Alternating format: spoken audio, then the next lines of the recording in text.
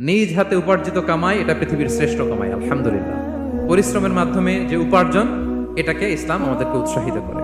শুধু নামাজ, রোজা, জিকির এগুলো নিয়ে ইসলাম আমাদেরকে পড়ে থাকতে বলেনি। কোরআনিক অর্ডার হচ্ছে আপনার নামাজ শেষ, আপনি বেরিয়ে পড়বেন, কাজে বেরিয়ে যাবেন। ফাইদা কুদিয়াতিস সালাতু ফান্তাশিরু ফিল আরদি ওয়াবতাগু মিন ফাদলিল্লাহ। বিধানটা কার বলুন? আওয়াজ করে বলুন, বিধানটা কার? এটা কোরআনিক ভার্ডিক্ট, কোরআনের বিধান। নামাজ শেষ, ভুল হয়ে বসে জিকির করতে বলা নেই আল্লাহ। আল্লাহ বলেছে ফান্তাশিরু ফিল আরদ ওয়াবতাগু মিন ফাদলিল্লাহ, জমিনে ছড়িয়ে পড়ো, আল্লাহর রিজিক তালাশ করো। নামাজ শেষ, বেরিয়ে যাবে। কৃষক চলে যাবে মাঠে,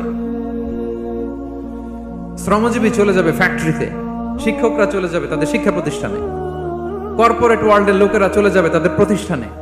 ডেভেলপমেন্ট করতে হবে, সিভিলাইজেশন করতে হবে। নামাজের পরে গোল হয়ে বসে থাকা চলবে না। কি ব্যালেন্স দেখেছেন ইসলাম?